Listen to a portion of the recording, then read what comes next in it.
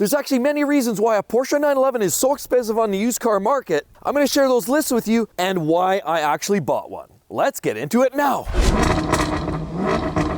Life's too short to drive boring cars. The first reason why used Porsches are so expensive clearly comes to one key element. Of course, we all know that there's been a lot of great and amazing sports cars built and created over the years, but nobody has done what Porsche has managed to do. Create a vehicle that maintains its seller's buying power, its value on the used car market, simply because of one key element. That main element happens to be the iconic design. What's so special about the design of a Porsche 911? Whether you're buying a car from the 60s, 70s, 80s, now you get up to the 2000s and into the current generation of 992, they all maintain a very similar look. A very engine over the back wheels, a very low slung car. They also typically have a very similar set of headlights, although this is being the 996 generation, has the only unique set of headlights of all the generation of Porsche 911s. Generally, the round headlights are what's common. You get the flares, and that overall sleek back look is consistent from year to year, generation to generation, and that car has never really changed that much in overall profile. When you see a Porsche 911 in the dark or you see it looking down the road, you can't mistake a profile of a 911. They've always looked the same. Now granted, the latest generation cars have grown in size, proportion, weight, but they've also grown in performance to absolutely compensate for some of those increases in capacities and sizes. It's that truly iconic design theme that Porsche has come out with from way back many decades ago till today that keeps a lot of that value on the used car market. Now, over the years, Porsche has softened up humps and curves. For example, as we see on the front fender here, the original generation Porsches had a lot more prominent front corners where you can actually see from the driver's seat looking out, you can actually tell where the corners of the car sit and reside. Well, over the years, they've softened those corners. Now, instead of being so upright, they've spread them out and they've increase the width of the overall vehicle, but generally speaking, that style looks very much the same throughout. They've always put a very low profile wheel for the generation, and then even in the back, almost every Porsche 911, barring the first generation or so, have had a significant flare on the back where it actually gives it that very prominent design look. So when you look at a Porsche 911 of any generation virtually, it has a very wide and stout stance that gives it a very consistent look. Doesn't matter what year, make, and model of the 911, it's going to look very similar to this. The second reason why Porsches have always maintained a high level of value on the used car market is people want to get into them. They want to be part of the brand. Everybody wants to be part of something that's hot, right? I mean, if you ever say, hey, I know so-and-so, and that person happens to be a celebrity, you like to brag about it, you like to talk about it, you like to be part of that inner circle. Well, being a Porsche 911 owner, or many Porsches, gives you that sense of occasion, and also because it comes from such a racing heritage. You know, with Porsche 911 GT1, GT2, GT3, and the GT3 RS cars, they've had cup cars. People constantly race these cars, and even on an amateur level, people take these out to the autocrosses just to enjoy the performance attributes of what a Porsche 911 has to actually deliver. We also know that Porsches can take the beats. We also know that you can drive it to the track, race the wheels off it, drive it hard, smoke the brakes, and drive it home again. That can't be said about every sports car out there. A Porsche 911 generally is built to last the test of time, and its overall performance heritage and capability is something that a lot of people just want to be part of. And that's clearly something that makes them desirable on the used car market. Hence, they're easy to sell used to somebody coming into that marketplace. The third reason why used Porsches are so expensive is simple. Those vehicles are built for true enthusiasts, people that appreciate the driving experience because those are performance type cars, as opposed to a car like a Honda Civic where people just use these for a basic form of transportation, go to school, go to work, or a car like a Toyota Camry where it also serves a general purpose for commuting, easy use, and a lot of the drivers and owners of these types of cars are less concerned with the driving experience. They don't care so much about how it performs, 0 to 60 numbers. They strictly want a vehicle that's reliable, great on fuel, and so the transformation into the electric vehicle marketplace is real, and that's going to have a significant impact on what's going on in the Porsche 911 world. The mandate will suggest that by 2035 in states like California, even countries like Canada and many places in Europe are going to suggest and actually force the hand of the manufacturers to provide only electric vehicles to the market for the consumers. So getting your hands on a great set of wheels like this on a Porsche 911 represents something that the true driver enthusiast is going to miss. The sounds, the feeling, the vibration, the sensation that you get from driving a lightweight Porsche 911 you're not going to get with an electric vehicle. So people that want that sense of urgency in the drive, they're going to feel that they need to get down there and buy themselves a car. They don't feel the same way about driving a Toyota Camry. A Camry is easy. They can convert that to pure EV and nobody will even care. They just care about as long as it's reliable and it's great on fuel or it's not going to cost them a lot of money. But the Porsche 911 or any Porsche, even the Macan or the Cayenne, are strictly geared for people that really do appreciate the driving experience. So the electric vehicle market could be one that has a major impact on why these vehicles are so expensive on the used car market. The next reason why these used Porsches are so expensive comes down to relatively low availability. Particularly the last year to year and a half, everybody knew that with the chip shortages, a lot of these premium manufacturers were pumping up far fewer vehicles as well. During that time frame, many of the plants were actually shut down because of actual sending people home due to some of the illness that was happening. As a result, a lot of these vehicles just didn't make it to market. There was definitely a significant shortage in getting your brand new Porsche 911, so people had to just started to look in the used car marketplace. If it meant saving yourself a 2-year wait to get your brand new 911, a lot of buyers were starting to say, you know what, I don't mind buying a 3-year-old Porsche, a 5-year-old, maybe even a 1-year-old 911 that's sitting out on there as a demo. I'll buy that so I don't have to wait. So that drove prices up. So it is a trickle effect. Not only did it increase the new car prices, but the used vehicles, all that trickle effect. You couldn't get the new, so you had to wait, and you had more competition buying that used car or competing for that same used car. So that was late model used Porsches. But as time went on and these delays increased, we start to see even the older Porsche 911s also starting to see increases in value just because it all trickles down. It's a domino effect. So it initially started with late model 1, 2, 3-year-old vehicles, and then it eventually trickled down to the 10 and 20-year-old Porsche 911s as well. Another reason why a used Porsche is generally holds such great value and why they're so expensive is simply because they have such a reputation for quality, the engineering behind them. These vehicles are built like tanks. Now, granted, one would argue that the late generation, so the newer late model Porsches, are quite built like the older ones, and that's fairly safe to say. When you think about the 70s and 80s 911s, once they hit 77 and they started using the metal treatment and they wouldn't rust as well, generally beyond that is when they had some of the most sturdiest Porsches that were simple to fix, simple to rebuild, and they were just basic, but they were built like a tank. Every fitting, every piece of equipment was screwed on with a 10 mil screw or a socket. Everything was bolted. It was simple. You could literally disassemble a car with 3 basic sets of sockets and screwdriver heads. They were a basic piece of equipment. Sure, the late model Porsches, they're using a little bit more plastic. They're following in suit with a lot of the other guidelines in Europe with the use of recycling materials.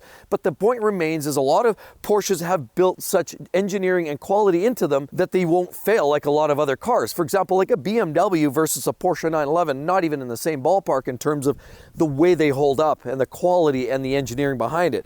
I'll give you some key examples. In a lot of Porsches, they use Siemens, VDO, Bosch, a lot of high quality German manufactured parts, and they spec higher quality parts in general.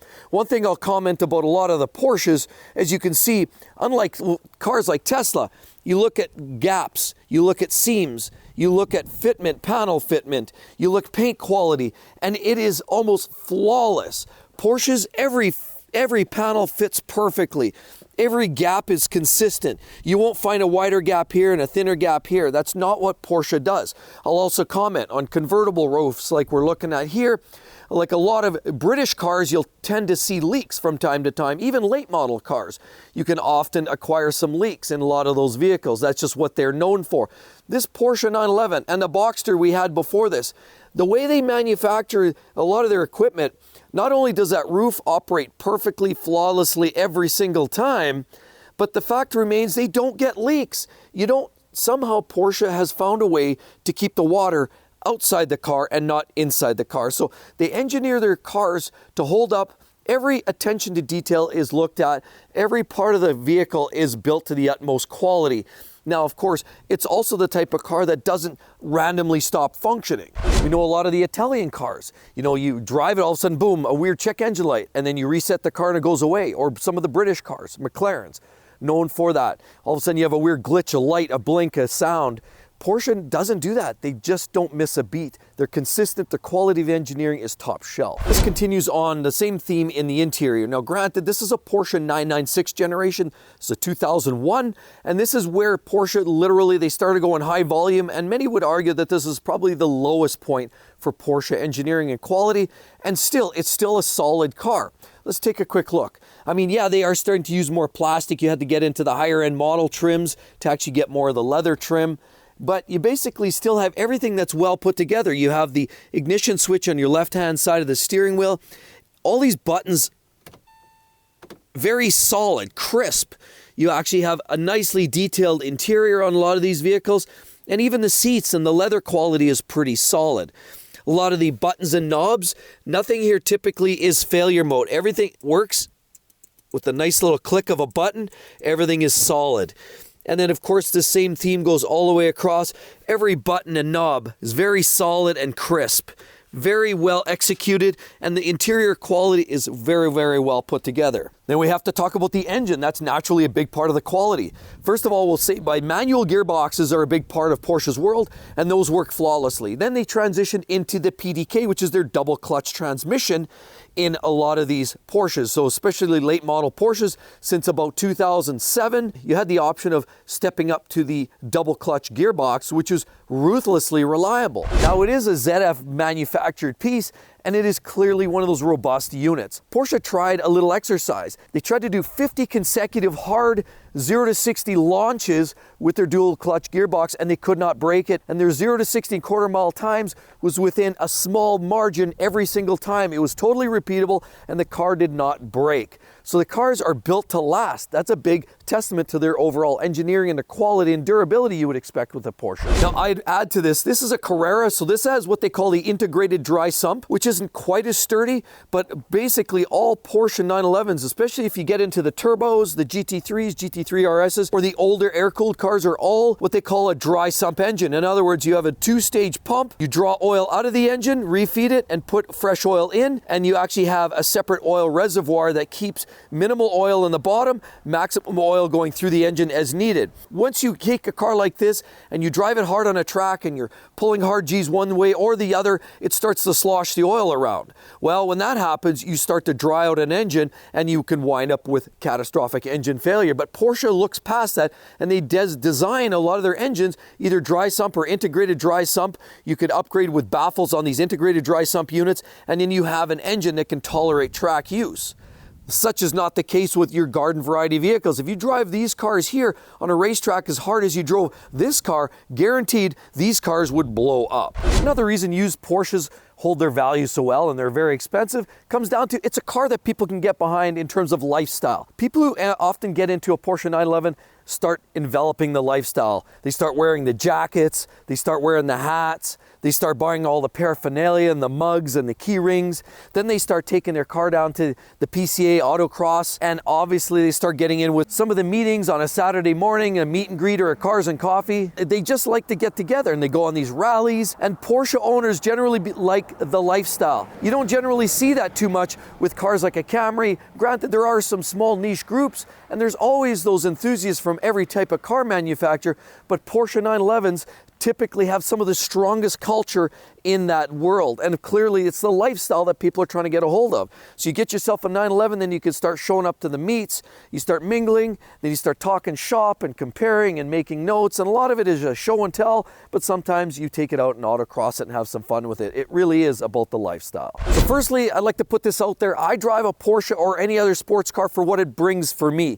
The actual experience, the fun, the sensations you get from driving, but not everybody does. And so another reason why people are buying these for top dollar on the used market is to get into these vehicles, to have that vehicle parked on your driveway, because it's essentially a status symbol. It becomes one of those cars, it's almost like the Joneses. It's one of those cars that once you have one of those on your driveway or in your garage and you leave the garage door open and people drive by and see it on a Saturday morning and they see that 911 popping out through the sunlight shining into the garage, it gives them that sense of, yeah, it's a status symbol. I've made it. when you drive a Porsche 911. Now that isn't always the case, and a lot of people borrow these, a lot of people go into hawk or big borrow and do all kinds of things just to get their hands on a Porsche 911. That should never be the case, but that does happen, and all for the sake of a status symbol and trying to show that they're one-upping the next person, beating the Joneses to the punch, or certainly just becoming that this is a status symbol. When you're buying a brand new Porsche and you're going in there and spending $150,000, for example, for a Carrera 4S, that is a significant amount of money, and unless you have all that money tied up and available and that cash ready on hand to drop it down, most people don't, and most people have to borrow a significant amount of money at significantly higher interest rates. We know the last year or so we've seen this big escalation in interest rates. Now we know that number is variable, and that does go up and down with the weather, with the season, with the years, but the fact remains, high interest rates cause people to reconsider buying a more expensive Porsche, and it forces them to continue lowering their expectation and walking into a used car lot and maybe finding themselves a used Porsche 911 instead, or a used Cayenne or a used Cayman. But you have to think about your finances, and a lot of people have looked at that and said, you know what, I don't have that full beans, so I'm going to resist, and maybe instead of buying that $150,000 Porsche, maybe I'll buy that $60,000 Porsche, drive that for a few years, and we'll build some equity into that game, and then we'll see if I can buy something newer and upgrade later on. I personally have done that over the years. I've owned numerous Porsches. I had a 69, I had a 73, I bought a 79, then an 81 930. We had a Porsche Boxster, and we also have this 996. So we've been through a lot of different Porsches in our days, and it's always been step in, build the equity, pay it off, build the equity, buy, sell, and keep moving up the rungs. And that's the way we've done it, to keep it affordable. And a lot of people have to look at that. They can't afford that $200,000 911, so they'll step into something a little older. So that brings us as well to the last conversation here, which is, this is the Porsche I decided to buy. Yes, this is a 2001 Porsche 996. This is a Carrera 2, and this is a very popular model. Well, primarily because they're becoming very affordable. This is a place where a lot of people say this is the worst Porsche 911 that you could ever buy, but in some cases it's doing full circle, and some people are starting to love it, and I'll explain. Let's talk about what some of the highlights are and why I believe this is such great bang for buck. You can get into something like this now for $20,000, $25,000, $30,000 for a really mint version of this car. Let me walk through this. What we have here is a 3.4 liter flat six liquid cooled engine, makes about 296 horsepower. Because it's a Carrera, it actually has the pop-up wing, which you can do automatically when you drive, when it hits a certain speed, or you can actually activate, there's a button for maintenance just below your footwell in the driver's compartment. Of course, these cars, you do get a set of exhaust tips, which are absolutely gorgeous, so it still has that wonderful presence. And even with this being what you'd consider the lowest common denominator and probably the least desirable of all 911s, it becomes the driving experience from the seat is all the same. It doesn't matter if you're driving this or a 997 or even a 991 generation with a manual gearbox, the sensation is very much the same. Yeah, the levels of get up and go are a little bit different, and some of the amenities are a little different. Of course, the styling inside is going to change, but the general sensation is very much the same. You're still getting a great set of wheels. We get the turbo twist wheels here. Got the convertible roof, which is nice when the summer's shining and the sun's hot and everything's looking great out there. We do have this simpleton type mirrors, and everything still feels like a proper 911 should feel like. Of course, as we go up here, from 1999 up to about 2004 is when you had this style of headlight here. And then around 2005, 2006 is when they switched up and they shed this because a lot of the enthusiasts did not love that, but they just went back to the standard oval headlight, which is what a lot of the general hardcore enthusiasts wanted. Now, with that said, this is more of the older GT1 generation look, and there's some people saying that there's going to be more of a sought-after look here. I'm not here to debate about the potential and collectible future on this vehicle. I really don't believe it has for this type of car. However, it is unique and it makes it stand out. Now, these cars, of course, you got the front trunk just for some storage. As we look in here, everything's very, very simple and laid out. All the materials, nothing's worn out. Everything just wears well. You've got airbags, storage compartment, of course, a simple trunk release. That's for your engine, as well as that's for your front right there. You have power seats you can activate. Very simple layout. Of course, we have the 3-pedal car here, which is what real enthusiasts want, with a manual gearbox. A 6-speed transmission here. You got your window switches, a great center console, an absolutely gorgeous car in every sense of the word. Has everything you could possibly want in this Porsche 911, and stepping into the newer 997 didn't necessarily promise you a whole lot more tech, but they do come at a little bit of a significant price upgrade. So for me, I wanted to get into another Porsche 911 that I didn't mind it having a few extra miles. I wanted to jump in there, eat my McDonald's fries, jump in there, dirty feet sometimes, and just go, flip the top down, and just go and have fun with it. And that's really what I was looking for. And that's what these cars are. It's like wearing an old pair of sneakers. It just feels so comfortable and it feels so right. And we just love the car. It sounds great. It's fun to drive. It's very affordable. And you didn't have to spend $150,000. These are great opportunities. And that's why I picked up this early generation 996 Cabriolet Carrera 2 rear-wheel drive with a manual gearbox for the win. And with all of that said, be sure to check out that right there. Why are used Jaguars so cheap? In fact, I actually bought one of those too. Hope to see each and every one of you on the next one. We'll see you real soon. Bye-bye.